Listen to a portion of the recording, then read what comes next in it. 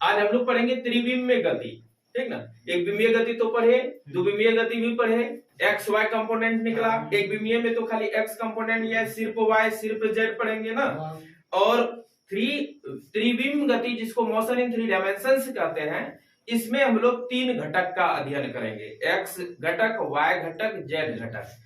त्रिविम गति में किस प्रकार विस्थापन का घटक होगा, फिर किस प्रकार वेग का घटक होगा, किस प्रकार त्वरण का घटक होगा, इन सब चीजों पर चर्चा हम लोग करेंगे, ठीक ना। इसकी जानकारी केवल रखिए, इंटर में से ये पूछता कम है, ठीक ना, लेकिन नॉलेज बढ़ाने के लिए बहुत जरूरी है। त्रिविम में गति, हेडिंग क्या है हमारा, त्रिविम में गति, त्रिविम में गति, इसको बोलते हैं मोशन इन 3 डायमेंशंस। क्या बोलेंगे, मोशन इन 3 डायमेंशंस,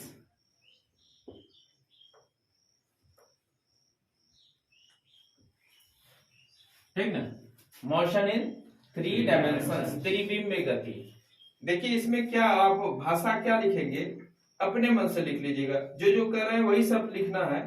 कि मान लेते हैं कि कोई चिड़िया उड़ रही है, किसी क्षण हम उसको देख लिए, आसमान में कोई चिड़िया उड़ रही थी, ठीक ना, बहुत दूर से देखे, बहुत छोटा सा चिड़िया हमको दिखाई पड़ा।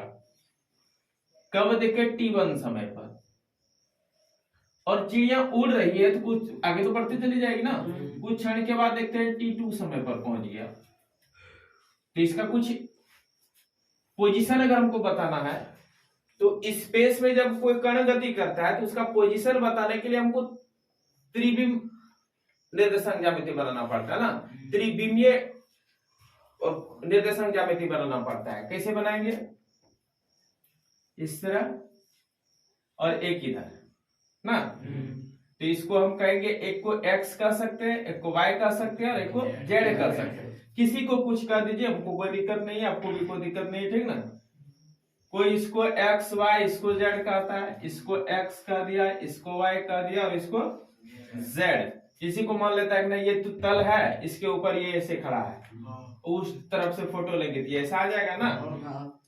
तो इस प्रकार का है, ये एक्चुअल में कैसे है, ऐसे।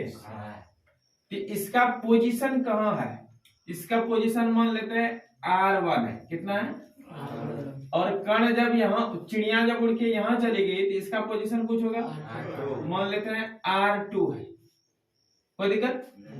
तो इस R1 को हम तीनों बीम के तरफ इसका प्रक्षेप कुछ ना कुछ होगा, x1 y1, इधर z1, z तरफ, इसके तरफ होगा ना। तो इस पोजीशन को हम रिजॉल्व कर सकते हैं, वियोजित कर सकते हैं, विघटित कर सकते हैं ना, घटक में पोजीशन वेक्टर या मानेंगे। माना कि कोई कण, चिड़िया नहीं लिखेगा, कोई कण, कण, चिड़िया में कण है, कण किसको कहते हैं, पार्टिकल किसको कहते हैं, जो अपने गति पथ की तुलना में जिसका आकार बहुत छोटा हो और जो रिजिड बॉडी हो, दृढ़ हो, तो उसको हम कण कह देते हैं, ठीक ना। तो कण मान लिया, माना कि कोई कण T1 समय पर बिंदु A पर है, शून्य में, आसमान में, आकाश में, और T2 समय पर बिंदु B पर है। क्या लिखेंगे, माना कि कोई कण T1 समय पर बिंदु A पर है और T2 समय पर बिंदु B पर है। तो T1 समय पर कण का स्थिति सदिश क्या लिखेंगे, T1 समय पर कण का, T1 समय पर कण का स्थिति सदिश, पोजीशन वेक्टर जिसको कहते हैं, R वेक्टर। हम रिजॉल्व करके लिखना चाहते हैं, x I cap, y j cap, z cap. लिख सकते हैं, क्यों नहीं लिख सकते, हाँ लिख सकते हैं। विघटित करते तीनों दिशा में, ये पोजीशन वेक्टर का x y z घटक के रूप में इसको तोड़ दे। और T2 समय पर कण का स्थिति सदिश क्या हो जाएगा, यह R1 होगा, R2 वेक्टर बराबर, हाँ अगर 1 1 है तो अब तो यहाँ भी x आई कैप y कैप जाएगा, तो पता कैसे चलेगा 1 वाला का है 2 वाला का है ना, तो 1 वाला में सब जगह क्या कर देंगे 1 कर देंगे, और 2 वाला में सब जगह क्या करेंगे 2 i cap y2 j cap z2 k cap. कोई दिक्कत? ये पोजीशन वेक्टर को केवल घटक के रूप में लिख दिए। T2 माइनस T1 अगर करते हैं, T2 माइनस T1 समय में इसका विस्थापन में अंतर क्या होगा, विस्थापन में अंतर क्या होगा? T2 पोजीशन वेक्टर मतलब कि यहां से जैसे यहां था उल्टे यहां चला गया, ये तो विस्थापन कहलाएगा। विस्थापन क्या होगा? विस्थापन के लिए क्या करेंगे हम, इसमें इसको घटा देंगे, ऐसे भी देखिए ऐसे कर लेते हैं और इसको ऐसे लेते हैं, ये प्लस ये बराबर ये होगा, तो खाली ये बराबर ये माइनस ये होगा ना जाएगा, तो इसको विस्थापन वेक्टर नहीं कहेंगे, तो ए से बी तक जितना दूरी तय किया उसको क्या कहेंगे विस्थापन वेक्टर। तो T2 माइनस T1 समय पर विस्थापन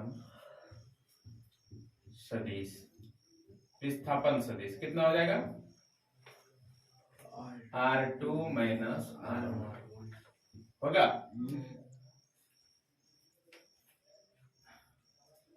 अब इसको थोड़ा सा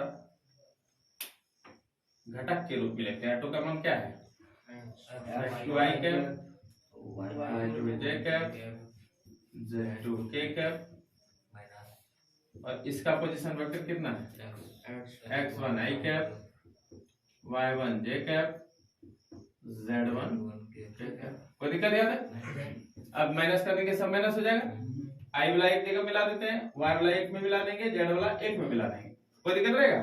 तो यहाँ क्या आ जाएगा x2 minus x1 i cap जोड़ क्या आ जाएगा z2 minus z1 k cap plus y2 minus i j ना भाई k डायरेक्ट स्टार्ट हो लीजिए, y2 minus y1 j cap, फिर z2 minus z1 k cap. ये हो जाएगा?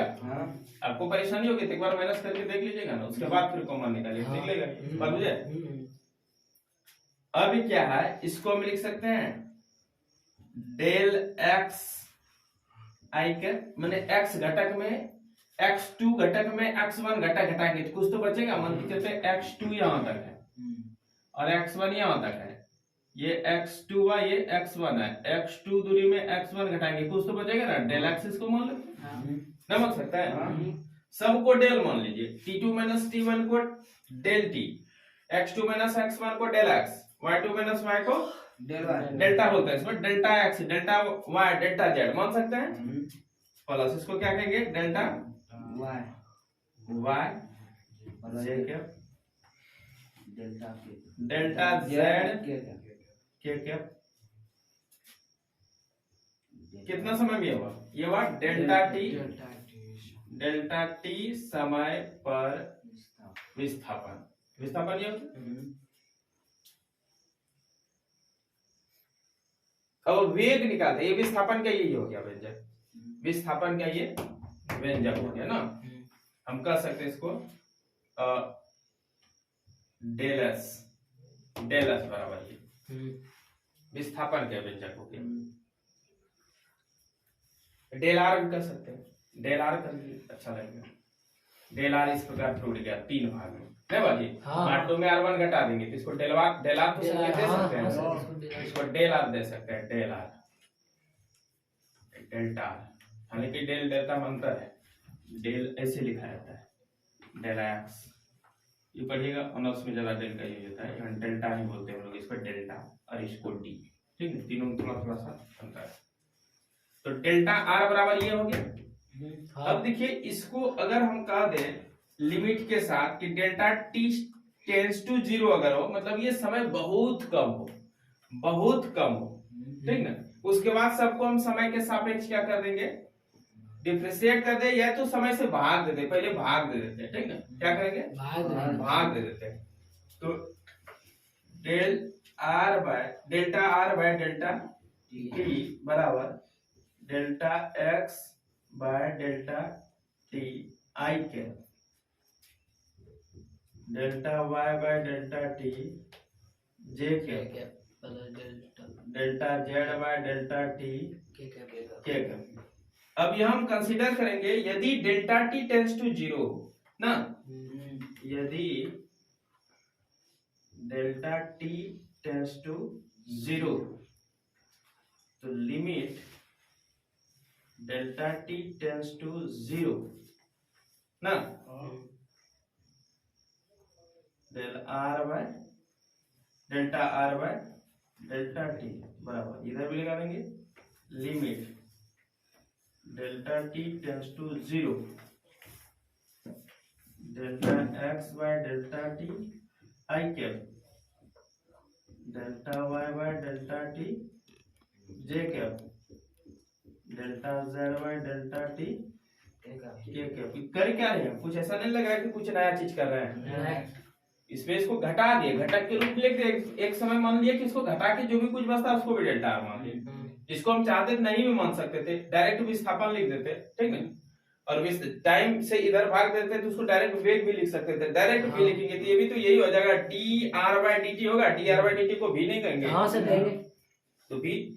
अब इसको अगर delta t tends to zero हो जाता है तो उसमें delta r by delta t को क्या कहते हैं, d r by d t. क्या कहते हैं, डी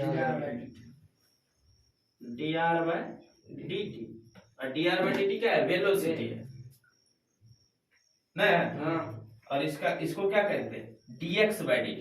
क्या कह देंगे, dx by dt I cap.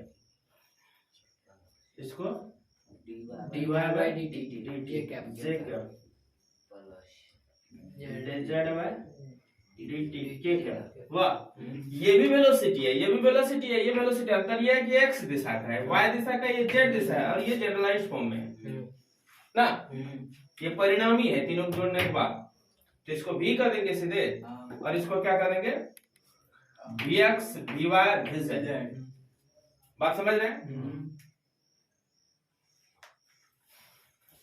इस जगह लिख देता हूं, क्या हटेगा तो नहीं क्योंकि गैपिंग ज्यादा छूट गया। इसको मैं क्या कर सकता हूं, v वेक्टर इक्वल टू, ये सब वेक्टर ही है, ये क्या है, ये तो विस्थापन तो वेक्टर नहीं है। कोई दिक्कत सर हमारा डी जेड होगा कहाँ बोलो, वहाँ नीचे हाँ निश्चित डी होगा। लिमिट बदल दिए ना, लिमिट अंदर कर दे सबके पास, लिमिट सबके पास कर देती। Delta x by delta t को dx बाय dt करते हैं। ये कंडीशन है कि जब delta t tends to zero तब delta r by delta t को d r by d t कर सकते हैं। पीछे पढ़ाए थे क्यों करते हैं, कैसे करते हैं। तो v बराबर हो गया, इसको क्या कहेंगे, v x i cap v y j cap v z k cap. कोई दिक्कत। अब इससे क्या दिख रहा है कि अगर इसको समय के सापेक्ष फिर डिफरेंशिएट करते हैं तो क्या निकलेगा, एक्सीलरेशन निकलेगा। समय के सापेक्ष अगर इसको डिफरेंशिएट कर दिया जाए, समय के सापेक्ष अवकलन करने पर क्या आ जाएगा, d by d t of v d by d t of v x i cap d y j cap v z k. हुआ। अब इसको सबके पास दे सकते हैं, नतीजा क्या होगा, ये एक्सीलरेशन वेक्टर हो जाएगा। एक्सीलरेशन वेक्टर का कंपोनेंट टूट जाएगा, a x i cap a y j cap a z k cap. कोई दिक्कत, ये पहले पढ़ाए भी थे, पढ़ाए थे ना, ठीक। देख रहे हैं त्वरण का 3 घटक हो जाता है, और फिर क्या देखे, वेग का 3 घटक हो जाता है, फिर क्या देखे, विस्थापन का 3 घटक हो गया। विस्थापन का भी 3 घटक हुआ ना। बस यही चीज आपको दिखाने के लिए ये चीज मैंने किया, ठीक ना, कि त्रिविमीय गति में कोई पिंड अगर गति करेगा तो उसको हम 3 घटक में विभाजित कर देते हैं। उसका वेग को विभाजित कर सकते हैं, उसके त्वरण को विभाजित कर सकते हैं, विस्थापन को विभाजित कर सकते हैं, पोजीशन वेक्टर को विभाजित कर सकते हैं। कोई दिक्कत? मूल चीज इसका यही चीज रहता है, त्रिविमीय गति में वियोजन हम कैसे करेंगे वो चीज दिखाने के लिए ये चीज किया, ठीक ना। अब यहाँ देखिए छोटी छोटी बात मैं यहाँ से नॉलेज ले सकता हूँ। क्या क्या नॉलेज ले सकता हूँ? 3 रास्ता इसका मैं बना दिया और आप गौर से देखेंगे इसको कि ax क्या था। यहाँ ax क्या था बताइए? x क्या था? dt x by dt था। आगे बढ़ते हैं। ax बराबर d by dt of vx क्या था? vx क्या था बताइए? dx by dt। इसको हम dx by dt लिख सकते हैं। अब देखिए आप देखेंगे ax दिशा में त्वरण को हम क्या लिख सकते हैं? ax दिशा में त्वरण को d2x by dt स्क्वायर लिख सकते हैं। ये भी एक बहुत बड़ी जानकारी है, कोई दिक्कत? फिर ay दिशा में देखिए क्या है? ay बराबर क्या है? dvy by dt था। अब vy किसको हम लिखे हैं? vy किसको लिखे हैं? vy देखिए किसको लिए? हाँ राइट, बोलो dy by dt। d2y by dt square लिख सकते हैं किसको? ay को। फिर az देखो क्या है? dz by dt। हाँ az क्या था? az था d by dt। यहाँ देखो यहाँ अपना आया था जी, dvz by dt। ये सबके पास ना गया, ये इसके पास इसके पास जाएगा तब नहीं है निकला। ये है। अब vz किसको कंसीडर किया? dz by dt। तो d by dt of dz by dt अर्थात इसको लिख सकते हैं d2z by dt square az बराबर। तो इस प्रकार त्वरण का भी वियोजित रूप हम देखते हैं। x दिशा में केवल त्वरण अगर लिखना है तो ये हम लिख सकते हैं, y दिशा का त्वरण लिखना है तो ये लिख सकते हैं, z दिशा का त्वरण लिखना है तो ये लिख सकते हैं ना, d2z by dt स्क्वायर।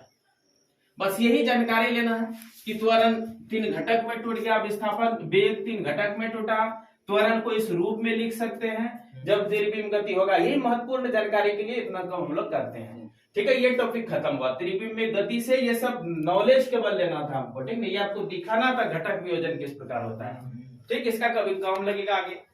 चलिए ठीक है, मिलते हैं फिर नेक्स्ट क्लास में। Thank you sir.